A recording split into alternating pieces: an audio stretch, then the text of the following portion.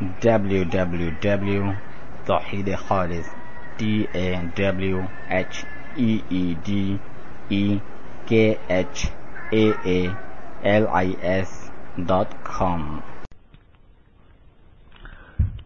بسم اللہ الرحمن الرحیم. السلام علیکم ورحمۃ اللہ وبرکاتہ. محترم سامعین، ہم آپ کے سامنے فضیلت الشیخ صالح بن فوزان حفظہ اللہ تعالی کی ایک تقریر کا اردو ترجمہ پیش کر رہے ہیں، جس کا عنوان ہے توحید کی اہمیت. ہم خطبہ سے اس تقریر کا آغاز کرتے ہیں. ان الحمد للہ نحمده ونستعینه ونستغفره ونعوذ باللہ من شرور انفسنا ومن سیئات اعمالنا من يهده الله فلا مضل له ومن يضلل فلا هادي له واشهد ان لا اله الا الله وحده لا شريك له واشهد ان محمدا عبده ورسوله. يا أيها الذين آمنوا اتقوا الله حق تقاته ولا تموتن إلا وأنتم مسلمون. يا أيها الناس اتقوا ربكم الذي خلقكم من نفس واحدة وخلق منها زوجها وبث منهما رجالا كثيرا ونساء واتقوا الله الذي تساءلون به والأرحام إن الله كان عليكم رقيبا. يا أيها الذين آمنوا اتقوا الله وقولوا قولا سديدا يصلح لكم أعمالكم ويغفر لكم ذنوبكم ومن يطع الله ورسوله فقد فاز فوزا عظيما. أما بعد، فإن خير الحديث كتاب الله وخير الهدي هدي محمد صلى الله عليه وسلم وشر الأمور محدثاتها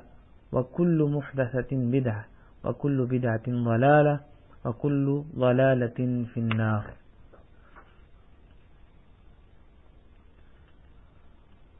یہ ایسا موضوع نہیں کہ جس کا فائدہ وقت کے ساتھ کم ہوتا جائے، اور ایسا موضوع بھی نہیں کہ جو کچھ مخصوص افراد سے متعلق ہو، بلکہ یہ تو ایسا موضوع ہے کہ جس کی معرفت ہر مسلم پر واجب ہے، یعنی توحید کی اہمیت اور اسلام میں اس کا مقام. یہ ایسا موضوع ہے کہ ہمیں ہمیشہ اس سے متعلق بولنا چاہیے اور اس کی وضاحت کرنی چاہیے، کیونکہ یہی دنیا و آخرت میں سعادت مندی کا مرکز و محور ہے. توحید کا معنی ہے افراد اللہ سبحانہ و تعالی بالعبادت و ترک عبادت ما سوا. اللہ تعالیٰ کو اس کی عبادت میں اکیلا قرار دینا اور اس کے سوا ہر ایک کی عبادت کو ترک کرنا. قرآن حکیم میں اس موضوع کی بہت تکرار فرمائی گئی ہے، اور قرآن کریم کی کوئی بھی ایسی صورت نہیں کہ جس میں توحید کا ذکر، اس کا حکم اور اس کی ترغیب نہ دی گئی ہو. بہت سی صورتیں خصوصاً جو مکی ہیں وہ تو شروع سے لے کر آخر تک موضوع توحید پر ہی مشتمل ہے. امام ابن القیم رحمۃ اللہ علیہ اپنی کتاب مدارج السالکین میں فرماتے ہیں، قرآن مجید سراپا توحید ہے، کیونکہ یا تو وہ اللہ تعالیٰ سے متعلق اور اس کے اسماء و صفات سے متعلق خبر ہوگی، یا پھر اس اکیلے کی عبادت کا حکم اور شرک کی نہیں ہوگی، یا پھر توحید پرستوں کی دنیا و آخرت میں جزا کا بیان جنہوں نے خالصتاً اللہ تعالیٰ کی عبادت کی. اسی طرح مشرکین کی سزا کا بیان جنہوں نے توحید سے اعراض برتا، جس کے نتیجے میں دنیا میں انہیں مختلف عقوبتوں کا سامنا رہا اور آخرت کا بڑا عذاب جو ان کے لیے منتظر ہے. یا پھر توحید پرستوں کی خبر ہے جو انبیاء کرام علیہم الصلاۃ والسلام اور ان کے پیروکار ہیں، یا اس کے انکاری مشرکین کی خبر دی گئی، جیسے قوم نوح، قوم ہود، قوم صالح، قوم شعیب، قوم ابراہیم، اصحاب مدین، مؤتفقات وغیرہ امتیں جن کا توحید سے اعراض اور رسولوں کی نافرمانی کرنے کے سبب کیا حشر ہوا، یا پھر حلال و حرام کا بیان ہے جو کہ توحید کے حقوق میں سے ہے۔ پس قرآن مجید پورا کا پورا توحید ہے، کیونکہ یا تو وہ توحید کو بیان کرتا ہے اور اس کے نواقض و نواقص بیان کرتا ہے، یا پھر توحید پرستوں اور جو عزت و اکرام اللہ تعالیٰ ان کا فرماتے ہیں اس کی خبر ہے، یا پھر مشرکین اور جو انتقام اللہ تعالیٰ ان سے دنیا میں لیا کرتے ہیں اور جو کچھ ان کے لیے آخرت میں تیار کر رکھا ہے اس کی خبر ہے، یا پھر حلال و حرام کا بیان ہے اور یہ توحید کے حقوق میں سے ہے۔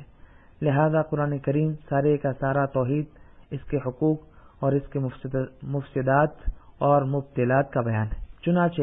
پورے قرآن کریم کا دار و مدار توحید ہی ہے۔ آج کل بہت سے جاہل داعیان یا تبلیغی لوگ اس توحید کی شان گھٹانے کی مذموم سعی کرتے ہیں اور کہتے ہیں کہ لوگ مسلمان ہیں اور آپ ایک اسلامی ملک میں ہیں، عالم اسلام کو ایسے لوگوں کی قطعاً حاجت نہیں جو توحید پر درس دیں یا مدارس کے سلیبس میں اسے شامل کریں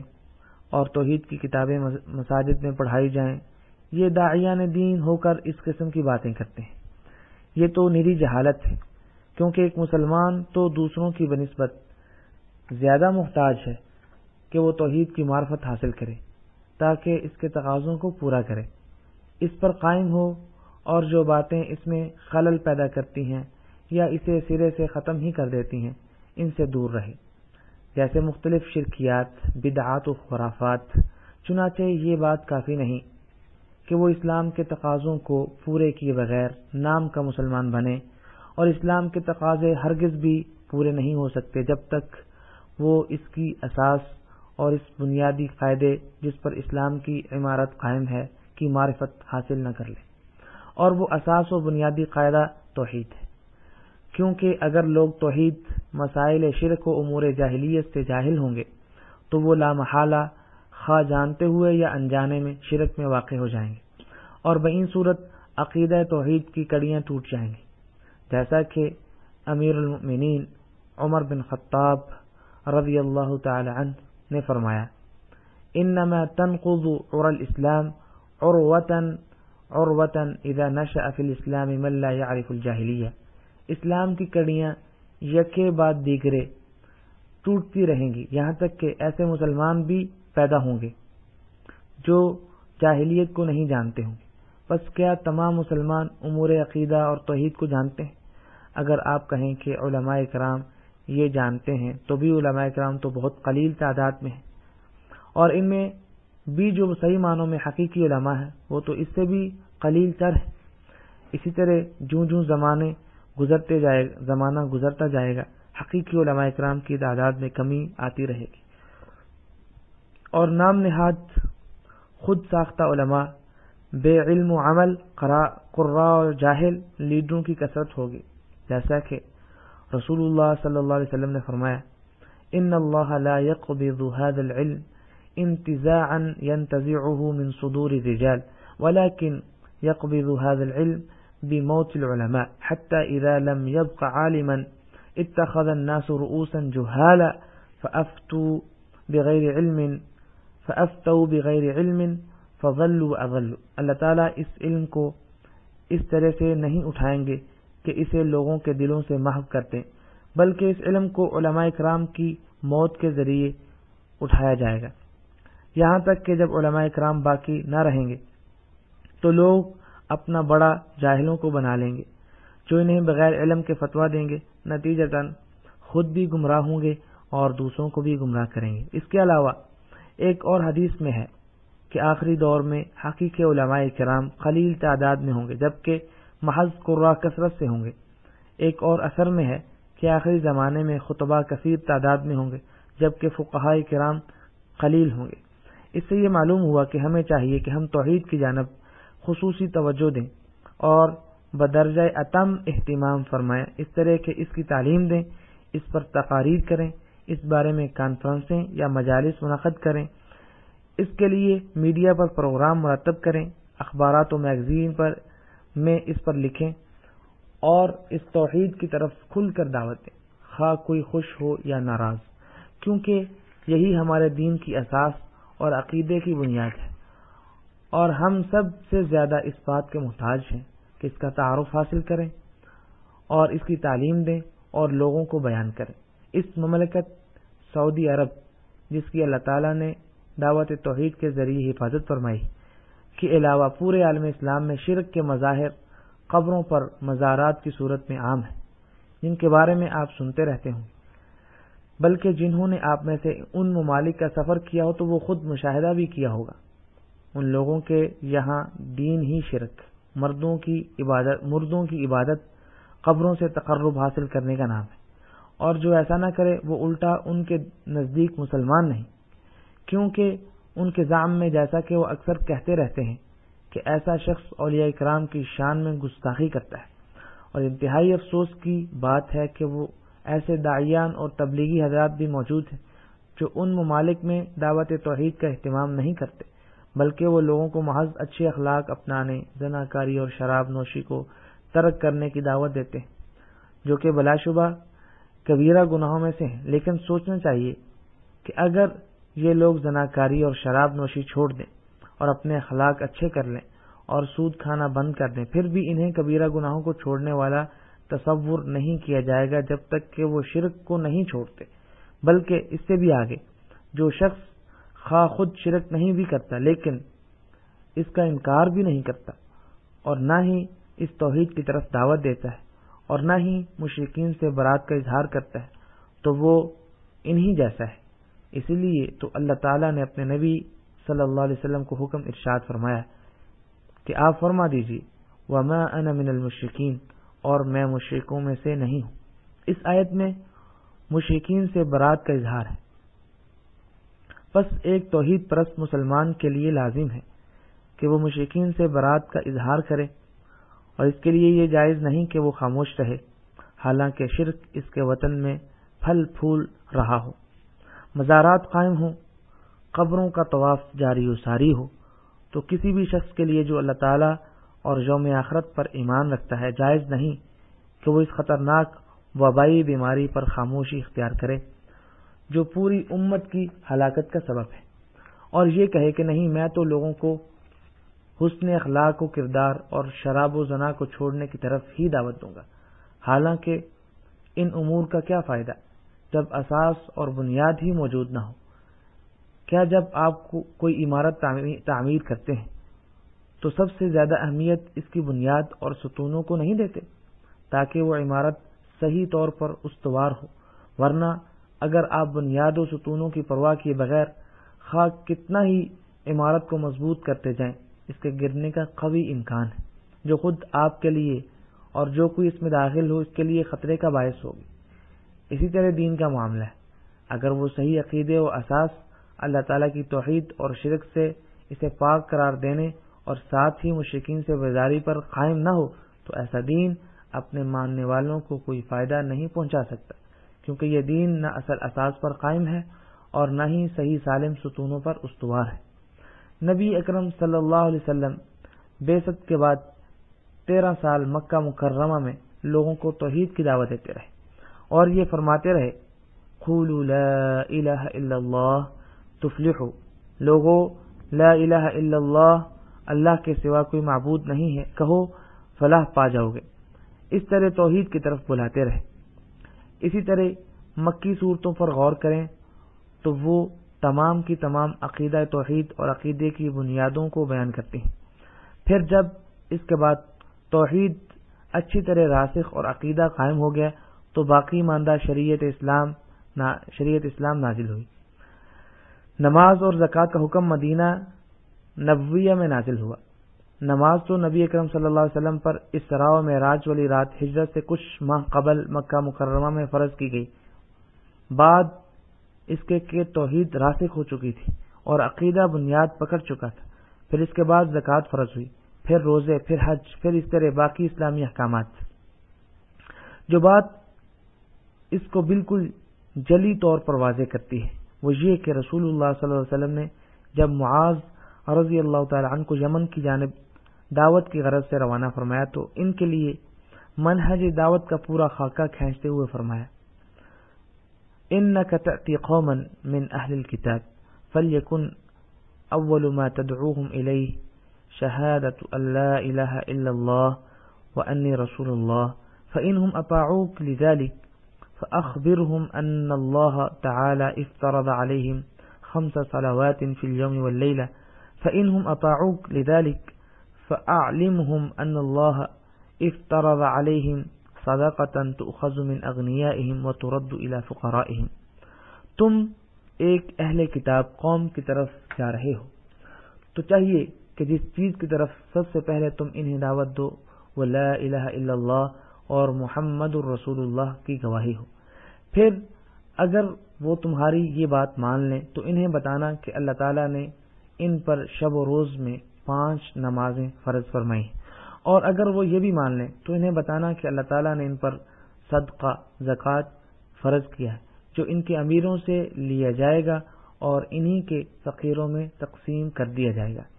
توحید ہی وہ سب سے پہلی چیز تھی جس کا حکم رسول اللہ صلی اللہ علیہ وسلم نے حضرت معاذ رضی اللہ تعالی عنہ کو فرمایا، اور یہ معاذ رضی اللہ تعالی عنہ کے ساتھ خاص نہیں بلکہ یہ تمام لوگوں کے لیے عام ہے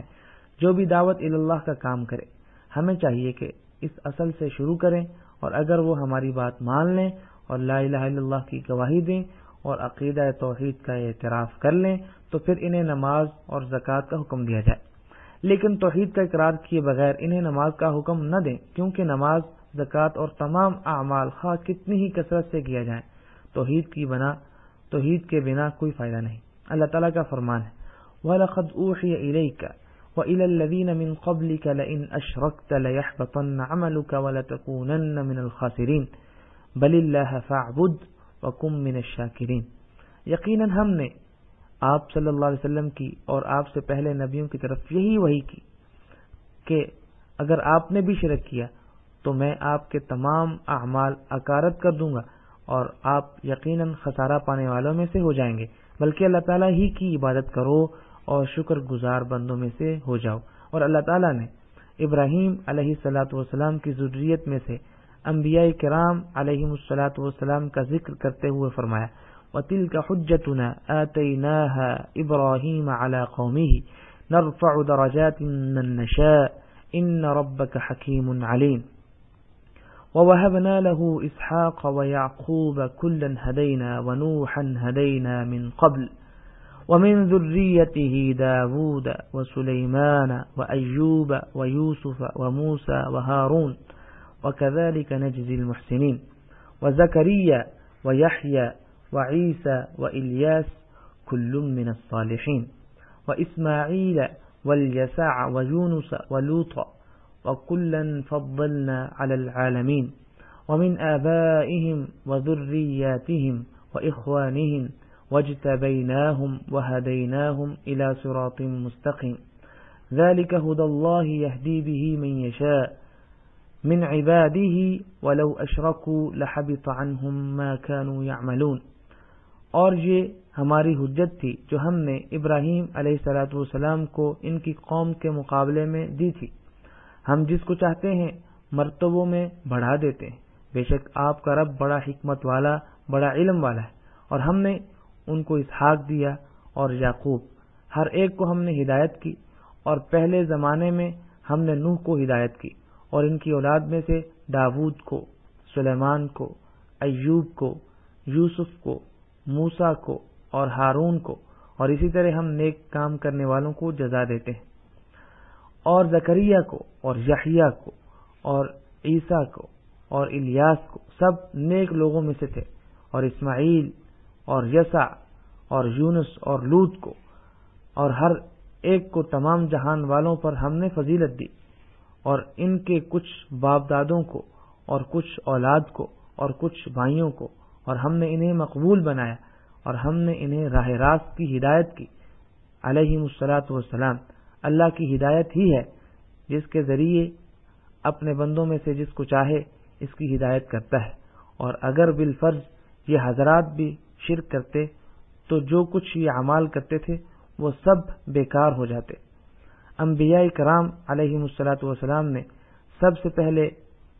جس چیز سے آغاز فرمایا وہ دعوت توحید ہی تھی۔ اللہ تعالیٰ نوح علیہ السلام کا ذکر کرتے ہوئے فرماتے ہیں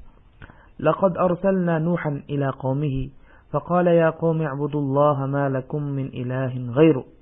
ہم نے نوح علیہ السلام کو ان کی قوم کی طرف بھیجا تو انہوں نے فرمایا اے میری قوم تم اللہ تعالیٰ کی عبادت کرو، اس کے سوا تمہارا کوئی معبود نہیں۔ اور فرمایا وَإِلَى ثَمُودَ أَخَاهُمْ صَالِحًا قَالَ يَا قَوْمِ اعْبُدُوا اللَّهَ مَا لَكُم مِّنْ إِلَٰهٍ غَيْرُهُ۔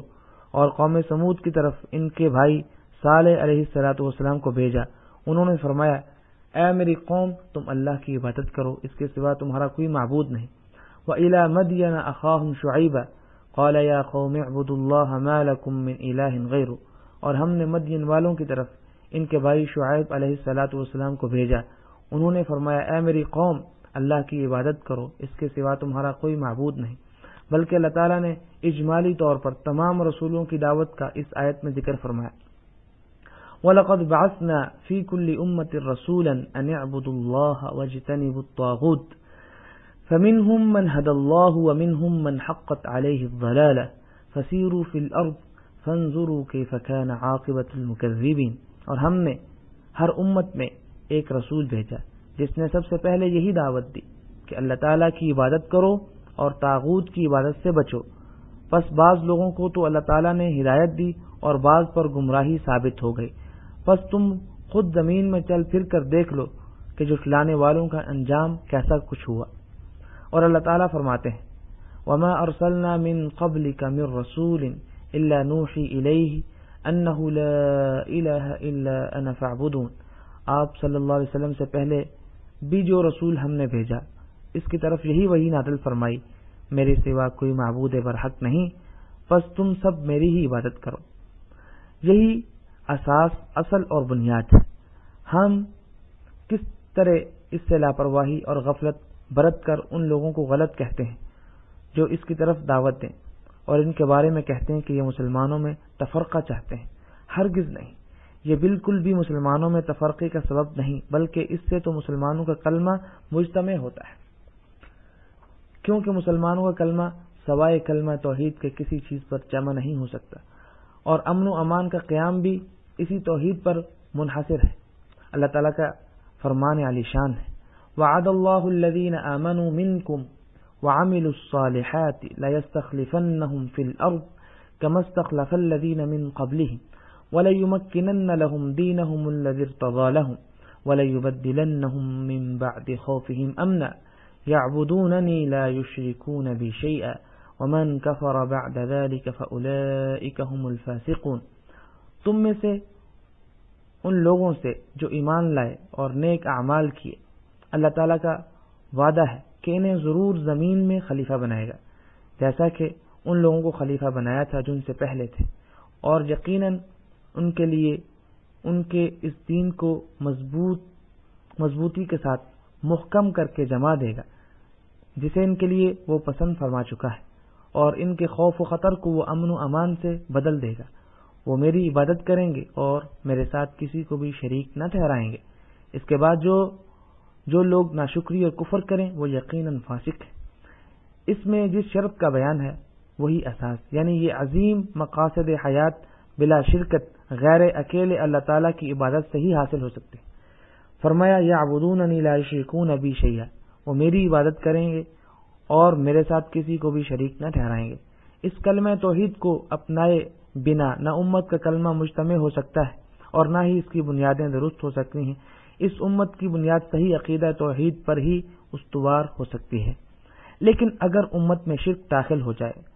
اور بدعات و خرافات پھیل جائیں اور آپ انہیں یہ کہتے ہوئے ایسے ہی چھوڑ دیں کہ لوگ آزاد ہیں، چاہیں جو مرضی عقیدہ رکھیں، انہیں متنفر نہ کرو، بلکہ میں کہتا ہوں اس کی وجہ سے ہی اختلاف و تفرقہ ہوتا ہے اور شیطان کو مسلمانوں کی صفوں میں گھسنے کا موقع ملتا ہے اور ان کی جماعت کا پارا پارا کر دیتا ہے، جیسا کہ ہمارے موجودہ حالات اس بات پر شاہد ہیں۔ میں آپ کے سامنے ایک مثال بیان کرتا ہوں، خود اس مملکت سعودی عرب کی۔ یہ مملکت شیخ محمد بن عبد الوہاب رحمۃ اللہ علیہ کی دعوت توحید سے قبل انتہائی تفرقے کا شکار تھی۔ ہر بستی کا اپنا ایک امیر، حاکم اور حکومت تھی۔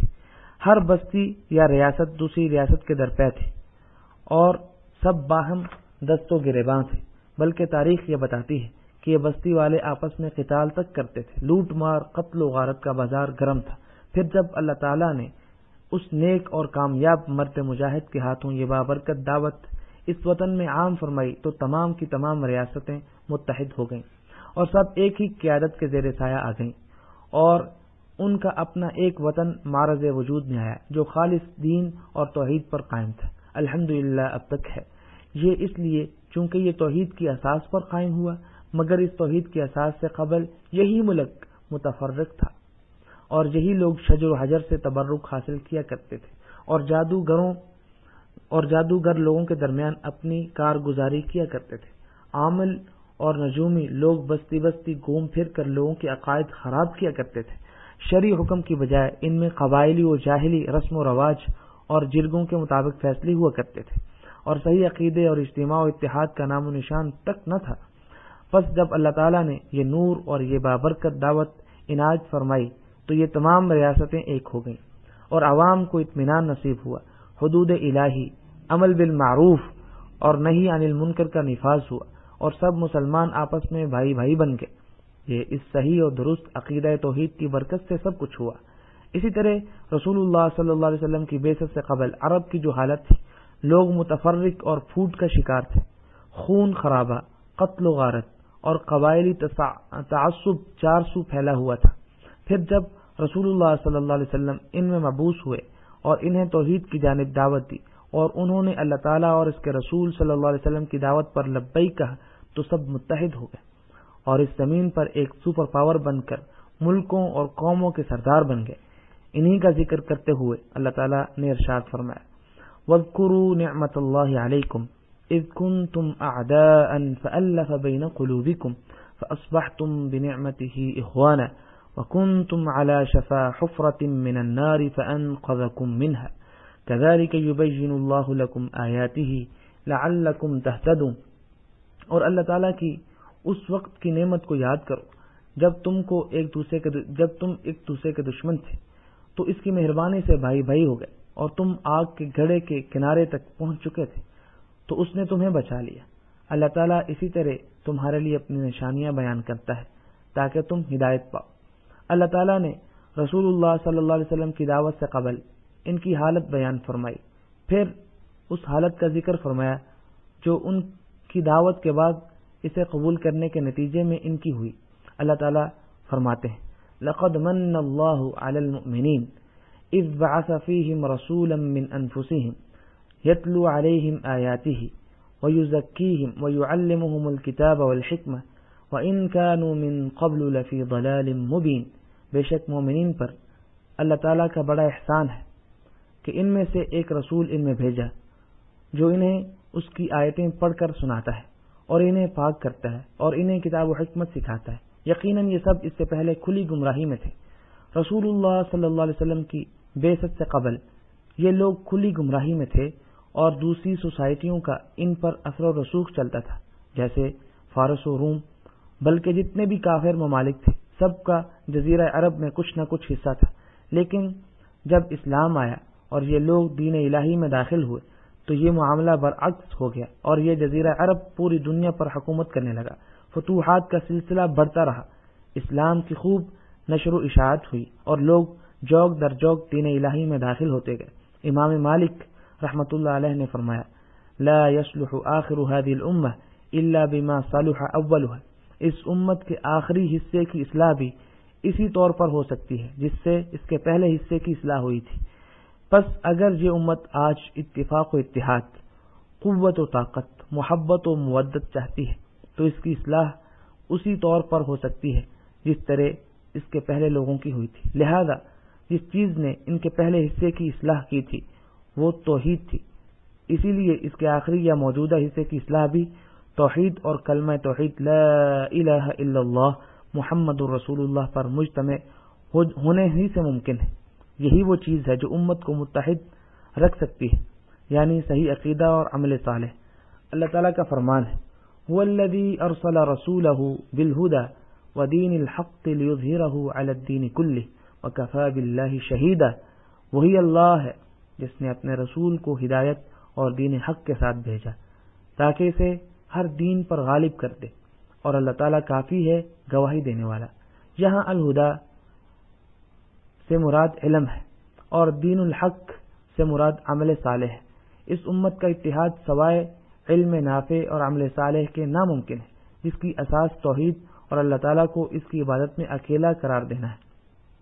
توحید یہ نہیں جیسا کہ بعض جاہل و گمراہ لوگ کہتے ہیں کہ توحید یہ ہے کہ اللہ تعالیٰ کے وجود کا اقرار کیا جائے، یا اس بات کا اقرار کیا جائے کہ اللہ تعالیٰ ہی خالق، رازق، محیی اور ممیت ہے۔ یہ توحید تو ہے، مگر جو توحید مطلوب ہے وہ یہ نہیں۔ ایسی توحید جو یہ لوگ بیان کرتے ہیں، اس کا اقرار تو مشرکوں نے بھی کیا تھا، لیکن محض اس کے اقرار نے انہیں اسلام میں داخل نہیں کیا۔ اللہ تعالیٰ فرماتے ہیں وَلَئِن سَأَلْتَهُمْ مَنْ خَلَقَ السَّمَاوَاتِ وَالْأَرْضِ لَيَقُولُنَّ اللَّهُ، اگر آپ ان سے دریافت کریں کہ آسمان و زمین کا خالق کون ہے تو یہ ضرور جواب دیں گے کہ اللہ تعالیٰ ہے۔ قُلْ مَن يَرْزُقُكُم مِّنَ السَّمَاءِ وَالْأَرْضِ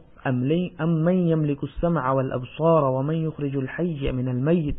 وَيُخْرِجُ الْمَيِّتَ مِنَ الْحَيِّ وَمَن يُدَبِّرُ الْأَمْرَ فَسَيَقُولُونَ اللَّهُ، آپ کہیں وہ کون ہے جو تم کو آسمان و زمین سے رزق پہنچاتا ہے، یا وہ کون ہے جو کانوں اور آنکھوں پر پورا اختیار رکھتا ہے، اور وہ کون ہے جو زندہ کو مردہ سے نکالتا ہے اور مردہ کو زندہ سے نکالتا ہے، اور وہ کون ہے جو تمام کاموں کی تدبیر کرتا ہے، تو وہ مشرکین ضرور یہی کہیں گے کہ اللہ تعالیٰ۔ قُل لِّمَنِ الْأَرْضُ وَمَن فِيهَا إِن كُنتُمْ تَعْلَمُونَ سَيَقُولُونَ لِلَّهِ، آپ اگر ان سے پوچھیں کہ زمین اور اس کی کل چیزیں کس کی ہیں، بتلاؤ اگر جانتے ہو، تو وہ فوراً جواب دیں گے کہ اللہ تعالیٰ کی۔ ثابت ہوا وہ اس بات کے اقراری تھے کہ اللہ تعالیٰ ہی خالق و رازق ہے، جو زمین و آسمان اور جو کچھ ان میں ہے ان سب کا مالک ہے۔ اس کے باوجود وہ مشرک ہی ٹھہرے۔ اس اقرار نے انہیں اسلام میں داخل نہ کیا، یہاں تک کہ وہ اس بات کا اقرار اور اعتراف نہ کر لیں کہ عبادت صرف اور صرف اللہ تعالیٰ کا حق ہے، اور اسے اس کی عبادت میں اکیلا قرار دے کر ہر قسم کے اصنام و اوثان، احجار و اشجار کی عبادت چھوڑ دیں۔ اس طرح وہ عبادت کو اللہ تعالیٰ کے لیے خالص کرنے پر ہی مسلمان ہوتے تھے۔ مگر جہاں تک تعلق ہے توحید کو محض توحید ربوبیت تک محصور کرنے کا، تو یہ ہرگز بھی وہ توحید نہیں جو مطلوب ہے۔ اس کا اقرار تو کافروں کے سردار ابو جہل اور ابو لہب اور تمام کفار کیا کرتے تھے۔ یہ سب کے سب توحید ربوبیت اور یہ کہ اللہ تعالیٰ ہی خالق، رازق، محیی، ممیت اور مدبر ہے مانتے تھے، لیکن اس کے باوجود وہ اللہ تعالیٰ کے ساتھ ان اصنام کی عبادت کیا کرتے تھے جس پر وہ مشرکین ہی ٹھہرے۔ وہ توحید ربوبیت کے موحدین تھے، مگر توحید الوہیت کے مشرکین تھے، لیکن توحید ربوبیت نے بنا توحید الوہیت کے انہیں کچھ فائدہ نہ پہنچایا۔ اسی لیے توحید الوہیت، جو کہ اللہ تعالیٰ کو اس کی عبادت میں تنہا قرار دینا اور اس کے سوا دوسرے تمام کی عبادت کو چھوڑنے کا نام ہے، لازمی امر ہے، جیسا کہ اللہ تعالیٰ کا فرمان ہے وَلَقَدْ بَعَثْنَا فِي كُلِّ أُمَّةٍ رَسُولًا أَنِ اعْبُدُوا اللَّهَ وَاجْتَنِبُوا الطَّاغُوتَ، اور ہم نے ہر امت میں ایک رسول بھیجا جس نے سب سے پہلے یہی دعوت دی کہ اللہ تعالیٰ کی عبادت کرو اور طاغوت کی عبادت سے بچو۔ وَاعْبُدُوا اللَّهَ وَلَا تُشْرِكُوا بِهِ شَيْئًا، اللہ کی عبادت کرو اور اس کے ساتھ کسی کو شریک نہ ٹھہراؤ۔ یہ نہیں فرمایا کہ اس کی بات کا اقرار کرو کہ اس بات کا اقرار کرو اللہ تعالیٰ ہی خالق، رازق، محیی، ممیت ہے، کیونکہ یہ تو پہلے ہی موجود تھا، وہ اس کا اقرار کیا کرتے تھے، مگر یہ کافی نہیں۔ جو توحید مطلوب ہے وہ توحید الوہیت ہے، یعنی اللہ تعالیٰ کو اس کی عبادت میں اکیلا قرار دینا، جس اللہ کے عذاب سے سوائے اس کے کوئی نجات نہیں دے سکتا۔ رسول اللہ صلی اللہ علیہ وسلم کا فرمان ہے امرت ان اقاتل الناس حتى يقولوا لا الہ الا اللہ فاذا قالوها عصموا مني دماءهم واموالهم الا بحقها، مجھے حکم دیا گیا ہے کہ میں ان لوگوں سے جو اس بات کا اقرار کرتے تھے کہ اللہ تعالیٰ ہی خالق، رازق، محیی، ممیت ہے، اس وقت تک قتال کروں یہاں تک کہ وہ لا الہ الا اللہ کا اقرار نہ کر لیں، اور جب وہ اس بات کا اقرار کر لیں تو انہیں اپنی جان اور اپنا مال مجھ سے محفوظ کر لیے، الا یہ کہ جان و مال لینے کا کوئی شرعی حق بنتا ہو، جیسے اسلامی حدود۔ مشرکین اس بات کے اقراری تھے کہ اللہ تعالیٰ ہی خالق، رازق اور مدبر ہے، اور اس بات کا بھی اعتراف کیا کرتے تھے کہ جن معبودوں کی وہ عبادت کرتے ہیں وہ نہ پیدا کر سکتے ہیں، نہ رزق دے سکتے ہیں، اور نہ ہی کسی چیز کی خود سے تدبیر کر سکتے ہیں، بلکہ انہوں نے ان شریکوں کو اپنے غمان میں اپنے اور اللہ کے درمیان بطور وسیلہ سفارشی و شفاعت کرنے والا بنایا ہوا تھا۔ پس اس توحید ربوبیت کا اقرار کرنے کے باوجود جب رسول اللہ صلی اللہ علیہ وسلم نے ان سے فرمایا کہ لا الہ الا اللہ کا اقرار کرو تو انہوں نے کہا اجعل الآلہۃ الہا واحدا ان هذا لشیء عجاب وانطلق الملأ منهم ان امشوا واصبروا على آلهتكم ان هذا لشيء يراد ما سمعنا بهذا في الملة الآخرة ان هذا الا اختلاق أأنزل عليه الذكر من بيننا بل هم في شك من ذكري بل لما يذوقوا عذاب۔ کیا اس نے اتنے سارے معبودوں کا ایک ہی معبود کر دیا؟ واقعی یہ بہت ہی عجیب بات ہے۔ ان کے سردار یہ کہتے ہوئے چلے کہ چلو جی اور اپنے معبودوں پر جمے رہو، یقیناً اس بات میں تو کوئی غرض ہے، ہم نے تو یہ بات پچھلے دین میں بھی نہیں سنی، کچھ نہیں، یہ تو صرف من گھڑت بات ہے۔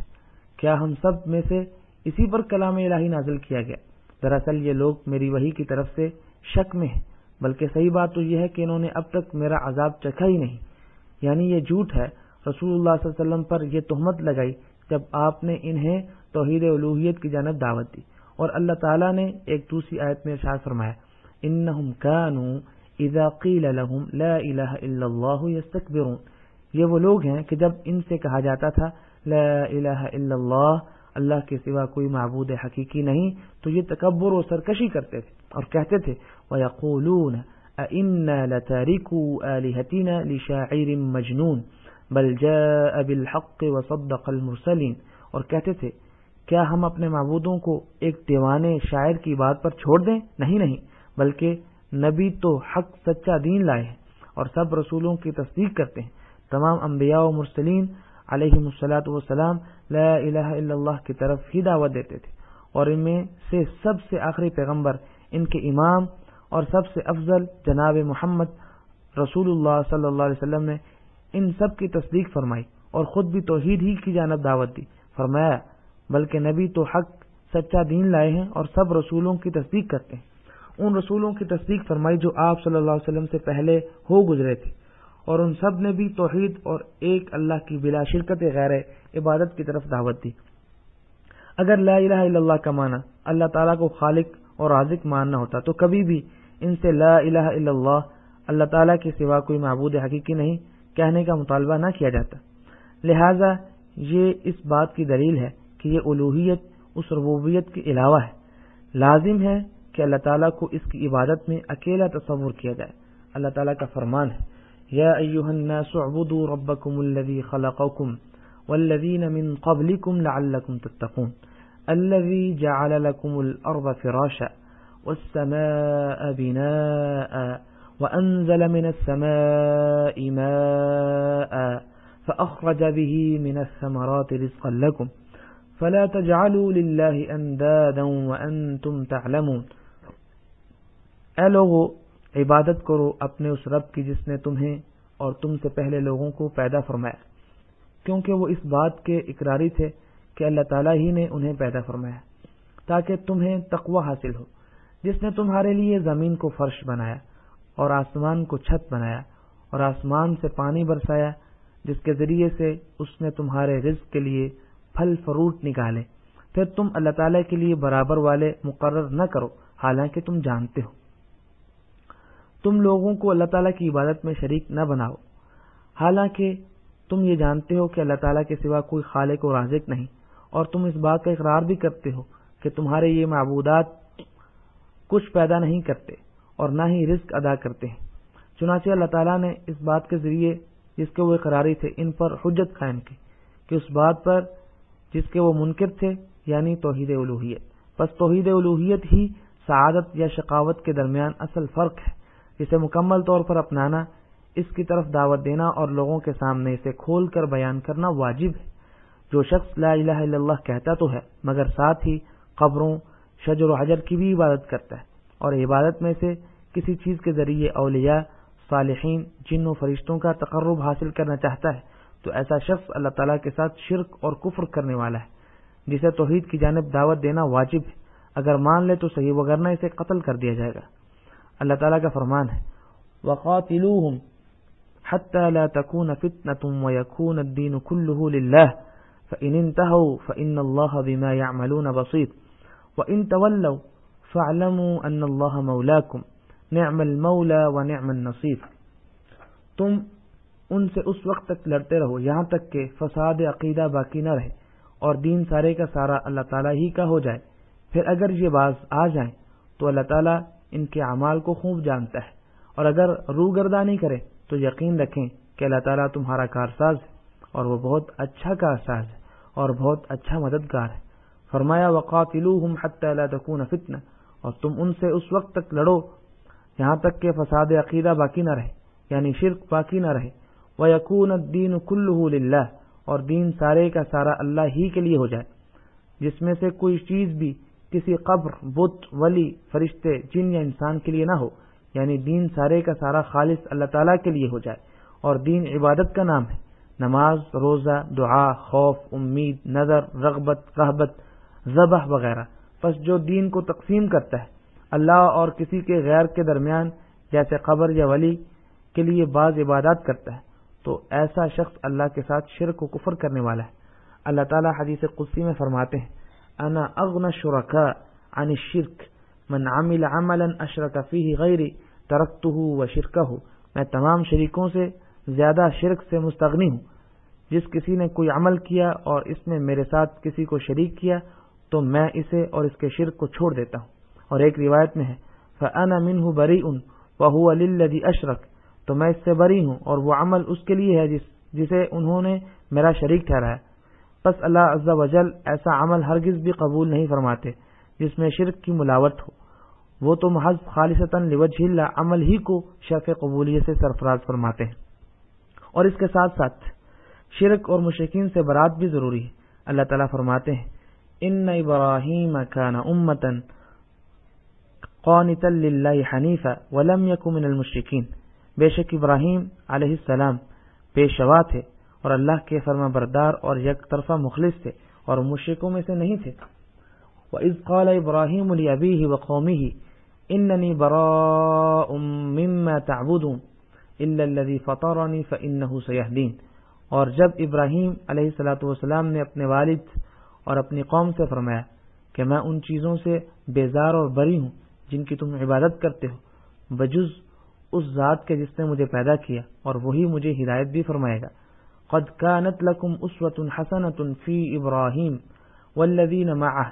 اذ قالوا لقومهم انا براء منكم ومما تعبدون من دون الله كفرنا بكم وبدا بيننا وبينكم العداوة والبغضاء ابدا حتى تؤمنوا بالله. مسلمانوں تمہارے لیے ابراہیم علیہ الصلوۃ والسلام میں اور ان کے ساتھیوں میں بہترین نمونہ ہے، جبکہ ان سب نے اپنی قوم سے برملا کہہ دیا کہ ہم تم سے اور جن جن کی تم اللہ کے سوا عبادت کرتے ہو ان سب سے بالکل بیزار ہیں. ہم تمہارے عقائد کے منکر ہیں، جب تک تم اللہ کی وحدانیت پر ایمان نہ لاؤ تم میں ہمیشہ کے لیے بغض و عداوت ظاہر ہو گئی. یہی ہے اصل دین اور ملت ابراہیمی، جس کی اتباع کے بغیر کوئی راہ نجات نہیں اور نہ ہی جنت میں کسی کا داخلہ ممکن ہے. لہذا عقیدہ اور توحید کا معاملہ بہت عظیم ترین معاملہ ہے. اسی لیے یہود و نصارہ کے کافروں کو توحید کی جانب دعوت دی جائے گی.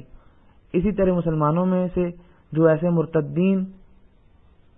جو لا الہ الا اللہ پڑھ کر اسلام میں داخل تو ہوئے مگر پھر الٹے پھر گئے اور قبر و مزار والوں کو پکارنے لگے، اس قسم کے لوگوں پر ہم ارتداد کا حکم لگائیں گے اور انہیں توحید کی طرف اور نئے سرے سے دین کی جانب رجوع کرنے کی دعوت دیں گے. اگر وہ توبہ کر لیں تو صحیح، وگرنہ انہیں قتل کر دیا جائے گا. فَإِذَا انْسَلَخَ الْأَشْهُرُ الْحُرُمُ فَاقْتُلُوا الْمُشْرِكِينَ حَيْثُ وَجَدتُّمُوهُمْ وَخُذُوهُمْ وَاحْصُرُوهُمْ وَاقْعُدُوا لَهُمْ كُلَّ مَرْصَدٍ فَإِن تَابُوا وَأَقَامُوا الصَّلَاةَ وَآتَوُا الزَّكَاةَ فَخَلُّوا سَبِيلَهُمْ إِنَّ اللَّهَ غَفُورٌ رَحِيمٌ. پھر حرمت والے مہینوں کے گزرتے ہی مشرکوں کو جہاں پاؤ قتل کرو، انہیں گرفتار کرو، ان کا محاصرہ کر لو، ان کی طاق میں ہر گھاٹی میں جا بیٹھو. ہاں اگر وہ توبہ کر لیں اور نماز کے پابند ہو جائیں اور زکوٰۃ ادا کرنے لگیں تو تم ان کی راہیں چھوڑ دو، یقیناً اللہ تعالیٰ بخشنے والا مہربان ہے.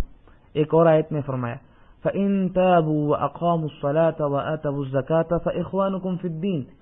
اب بھی اگر یہ لوگ توبہ کر لیں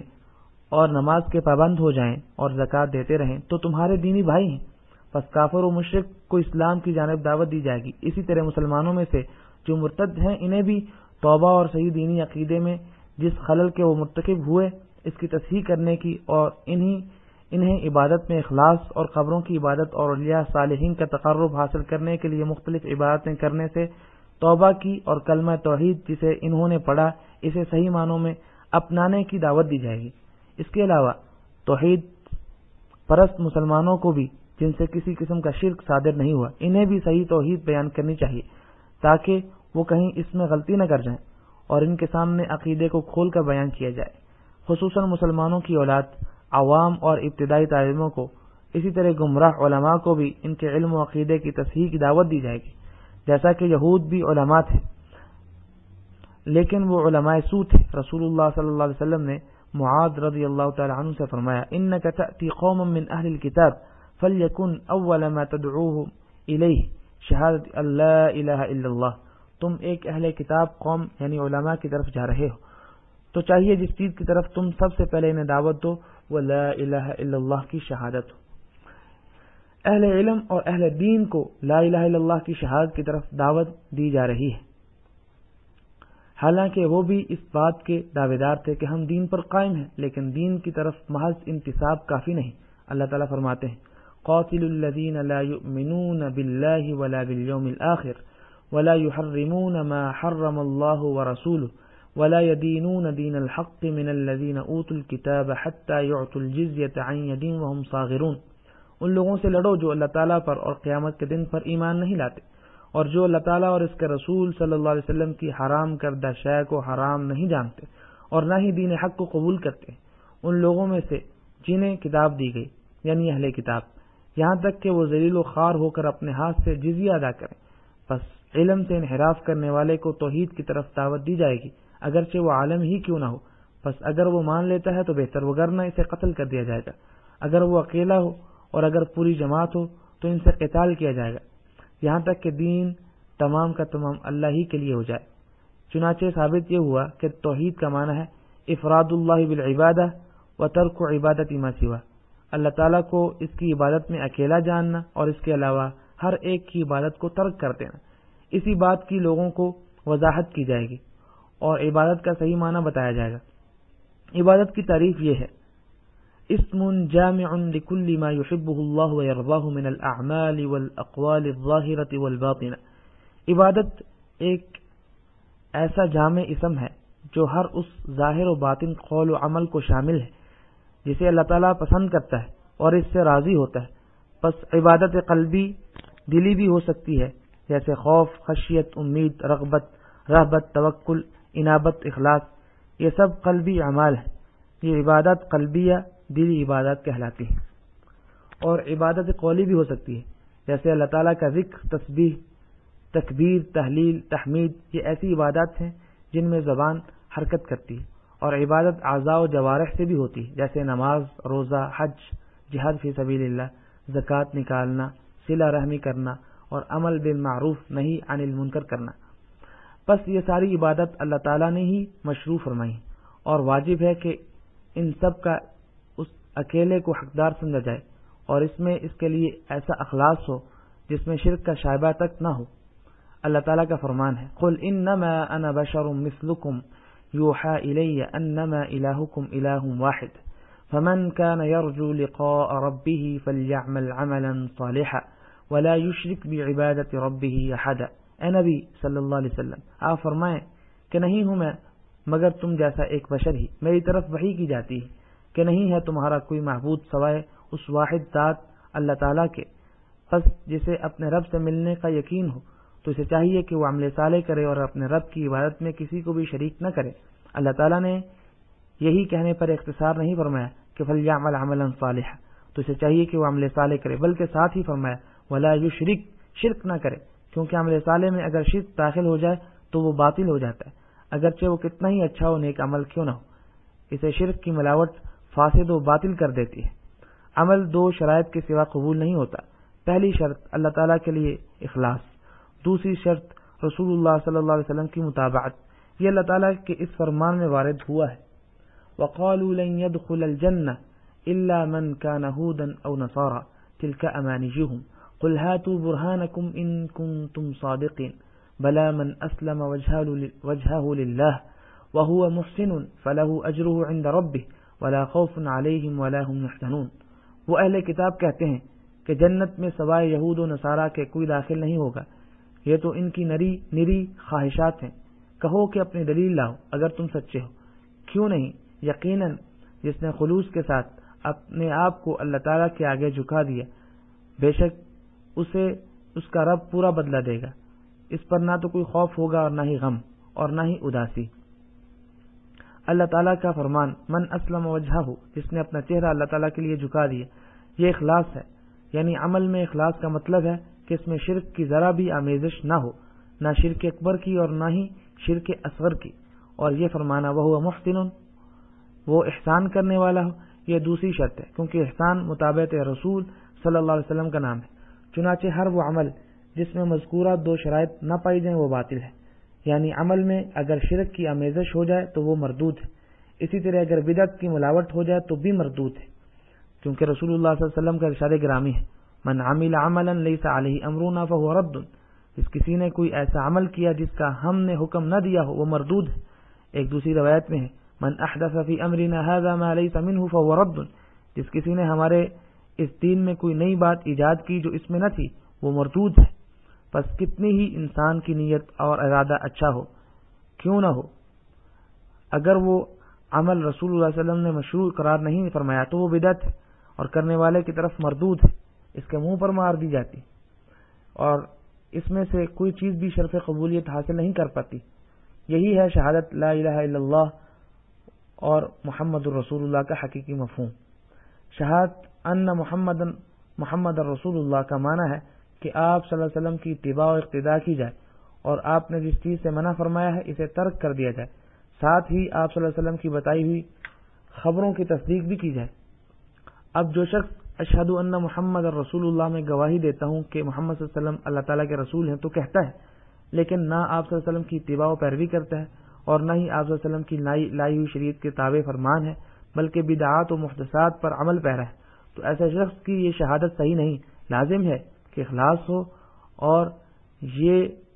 ہی شہادت اللہ الہ الا اللہ کا حقیقی مفہوم ہے، اور مطابقت ہو، اور یہی شہادت ان محمد رسول اللہ کا حقیقی مفہوم ہے۔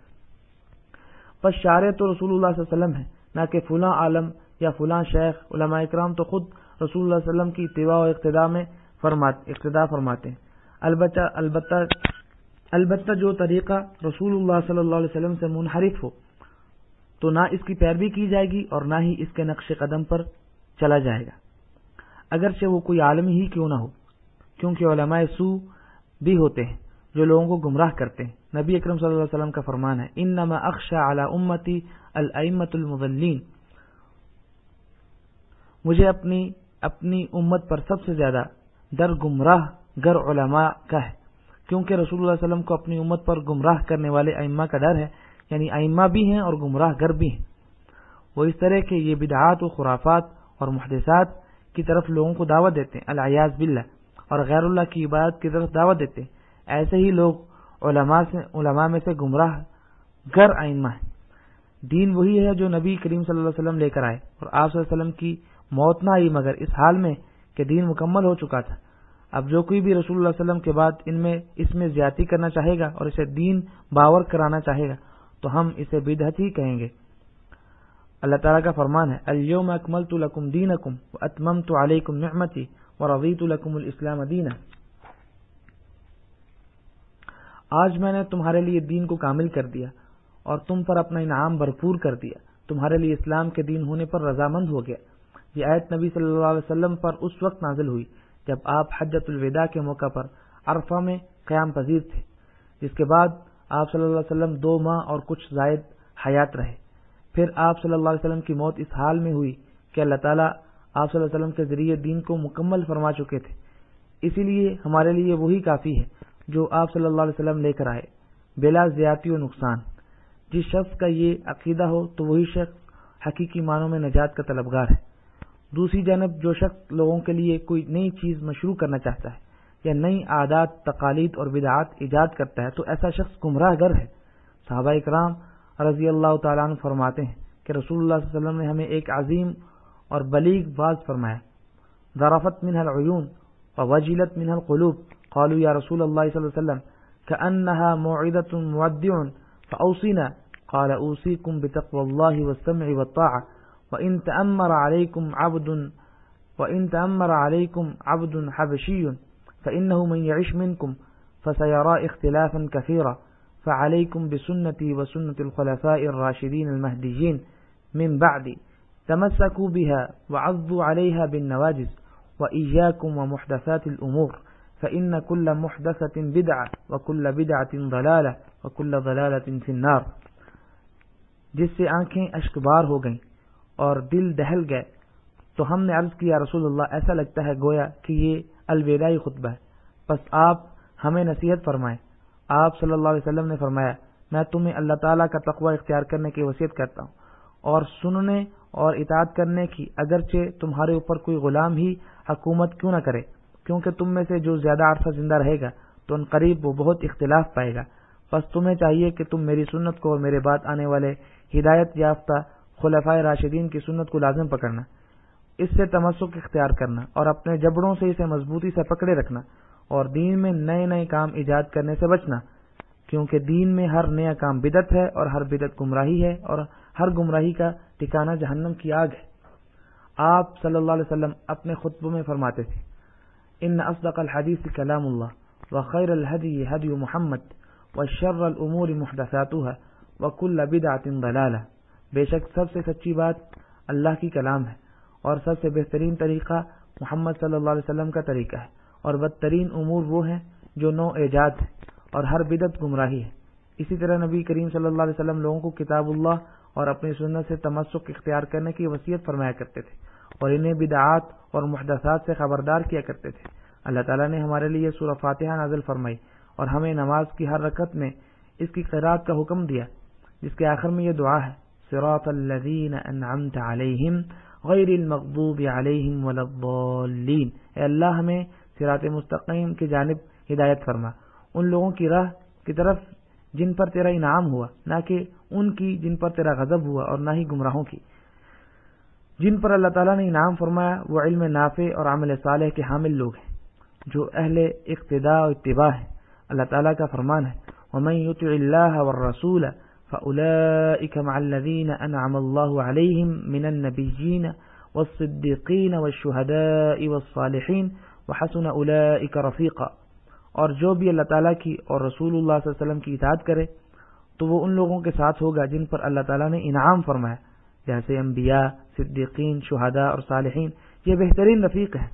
صراط الذین انعمت علیہم، ان لوگوں کی راہ جن پر تیرا انعام ہوا، اس سے مراد نبیین، صدیقین، شہداء اور صالحین ہیں۔ اور غیر المغضوب علیہم، یہ وہ علماء ہیں جو لوگوں کو گمراہی کی طرف دعوت دیتے ہیں اور جو علم انہیں حاصل ہے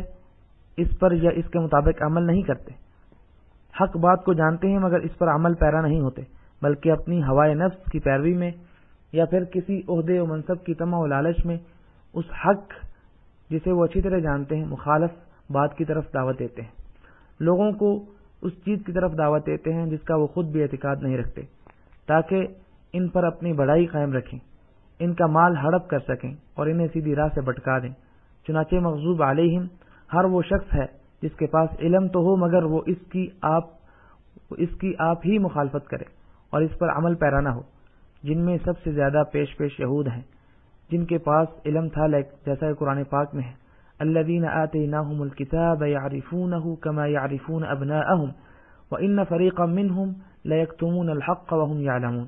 جنہیں ہم نے کتاب عطا فرمائی تھی وہ اسے یعنی محمد صلی اللہ علیہ وسلم کو اتنا خوب جانتے تھے جیسا کہ وہ اپنے بیٹوں کو جانتے ہیں، اور بلا شبہ ان میں سے ایک فریق ایسا بھی ہے جو جانتے بوجھتے حق کو چھپاتا ہے۔ بس یہود علم رکھتے تھے مگر وہ اپنے اس علم پر عمل نہیں کرتے تھے، لہذا وہ مغضوب علیہم کے سزاوار ٹھہرے۔ اسی طرح ہر وہ عالم اس امت مسلمہ میں بھی ان کے مشابہ ہے جو اپنے علم کی عملی مخالفت کرے اور اس پر عمل پیرا نہ ہو، نہ ہی حق کے مطابق فتویٰ دے اور نہ ہی توحید کی جانب دعوت دے اور شرک سے خبردار کرے۔ وہ بھی مغضوب علیہم میں شامل ہے۔ دوسرے لوگ الضالین ہیں۔ الضالین سے مراد جاہل لوگ ہیں جو اللہ کی عبادت جہالت اور بلا دلیل کرتے ہیں، بدعات کے ذریعے، خرافات و محدثات کے ذریعے، جن کے بارے میں اللہ تعالیٰ نے کوئی سند نازل نہیں فرمائی۔ لہذا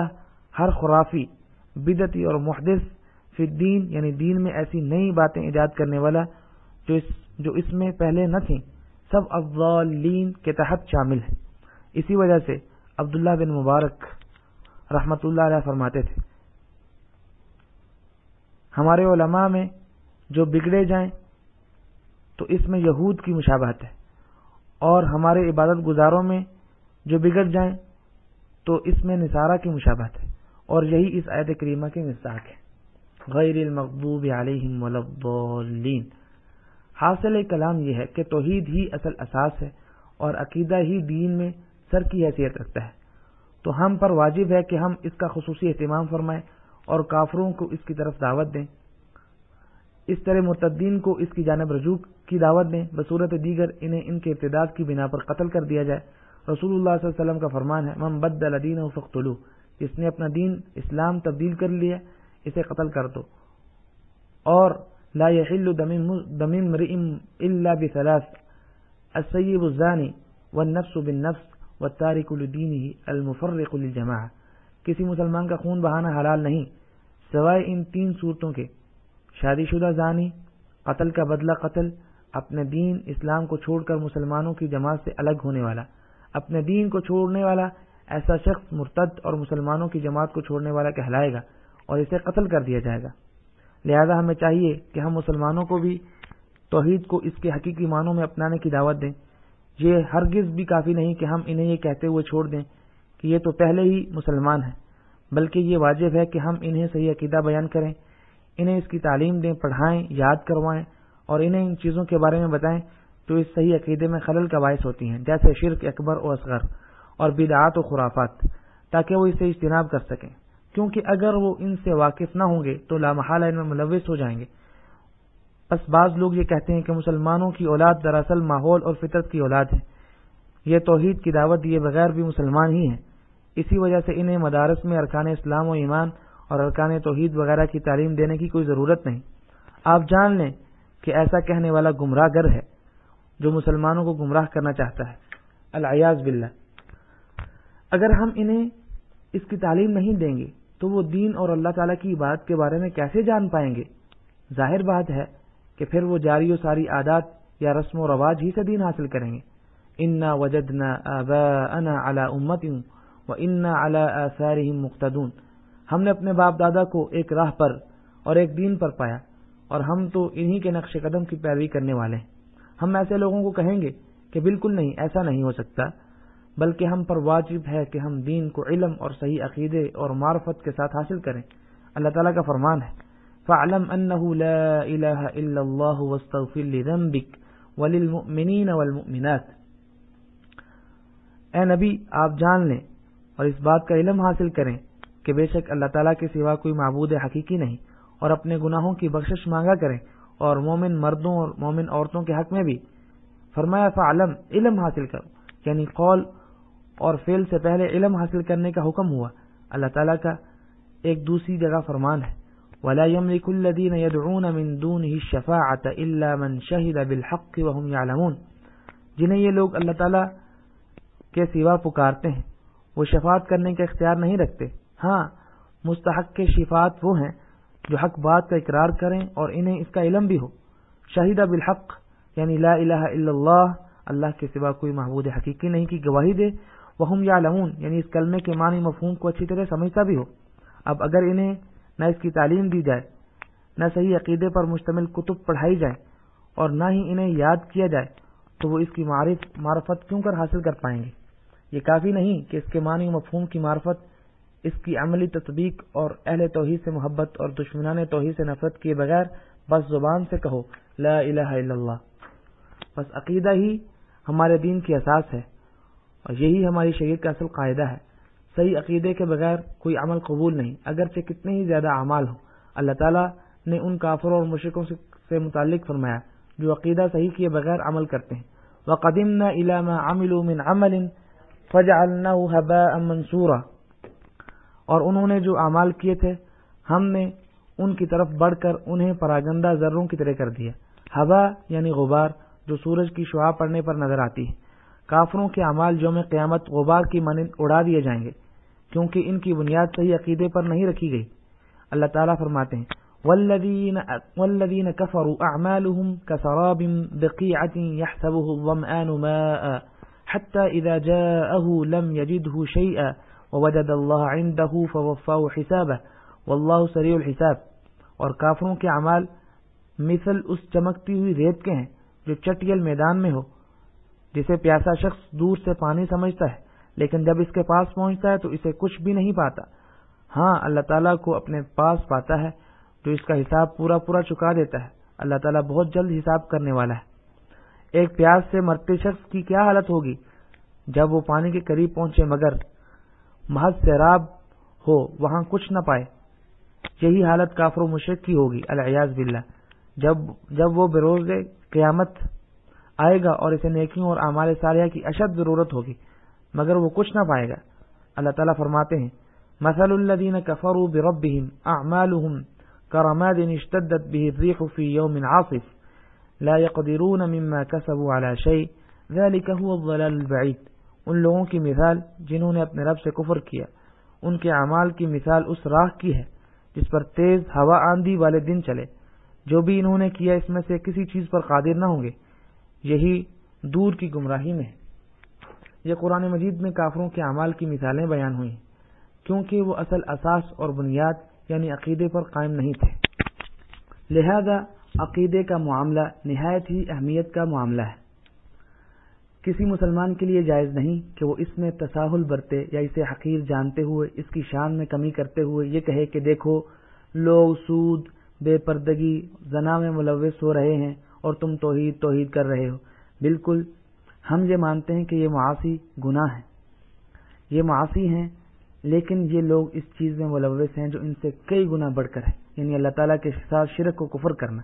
ایسے ممالک جو اسلامی ممالک کہلاتے ہیں، آپ پائیں گے کہ وہ دن دہاڑے شرک میں لگے رہتے ہیں۔ کوئی ڈکی چھپی بات نہیں، مزارات تعمیر ہوتے ہیں جن کا طواف کیا جاتا ہے، جن کے لیے ذبح اور نذر و نیاز کیا جاتا ہے۔ یہ سب کچھ ہونے کے باوجود ہم انہیں نظر انداز کرتے ہوئے یہ کہیں کہ لوگوں کو اخلاق و زہد کی جانب دعوت دو، اور یہ کہیں کہ دراصل شرک دنیا کی محبت کو کہتے ہیں، اسے اپنے دل سے نکال لو۔ اور بعض کہتے ہیں کہ شرک تو حاکمیت میں شرک ہے، ہماری عدالتوں کو چاہیے کہ شریعت کے مطابق فیصلے کرے۔ ہم کہتے ہیں جی بالکل یہی مطلوب ہے کہ عدالتیں شریعت کے مطابق فیصلے کریں، لیکن اگر ہم بالفرض یہ مان بھی لیں کہ عدالتوں نے شریعت کے مطابق فیصلے کرنے شروع کر دیے، مگر اس کے ساتھ جب تک شرک موجود ہے، ملک میں مزارات اور پکی قبریں موجود ہیں اور شرک کی جانب دعوت دینے والے داعیان موجود ہیں، تو یہ کافی نہیں کہ ہم محض عدالتوں کو اس بات کا پابند بنائیں کہ وہ شریعت کے مطابق فیصلے کریں۔ شرک صرف حاکمیت میں ہی نہیں بلکہ دراصل شرک تو غیر اللہ کی عبادت کا نام ہے